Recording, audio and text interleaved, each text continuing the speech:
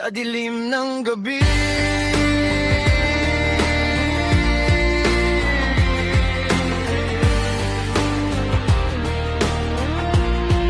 May matang nakamasid,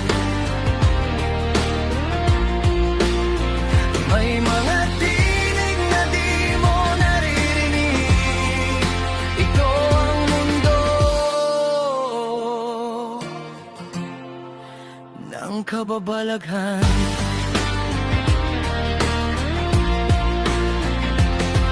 Si Elias Pascasio, tagabasa ng tadhana,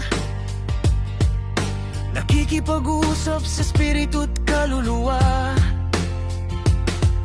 Sa bawat kandilang dahan-dahang naupos, may multong gumagala sa likod ng unos. Malamig ang hangin kapag siya'y dumarating. Mga aninong ligaw ay unti-unting gigising sa lumang bahay na puno ng hiwaga. May bulong ng multo sa bawat bintana. Huwag kang lilingon kapag may tumawag sa dilim, pagkat baka di na ikaw ang makabalik pa sa atin. Elias Psychic TV, mundo ng kabalaghan. Mga multong ligaw ay sumasabay sa gitna ng kadiliman. Elias Psychic TV, mga lihim ay nabubunyag sa bawat sumpa at pangitain. Katotohanan ay nabubuksan.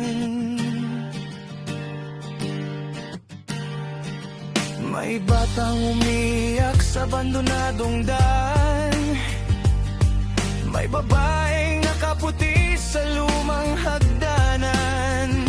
Mga matang walang buhay ay nakatitig, habang orasan ay kusang umiikot sa paligid. Sa asal na mundo siya'y naglalakbay. Mga spiritong ligaw ay kanyang gabay. Hinuhulaan ang bukas at kapalaran, habang multo'y sumisigaw sa kawalan. Naririnig mo ba mga yabag sa kisame? Nararamdaman mo ba ang malamig nilang mga kamay? Elias Psychic TV, mundo ng babalaghan.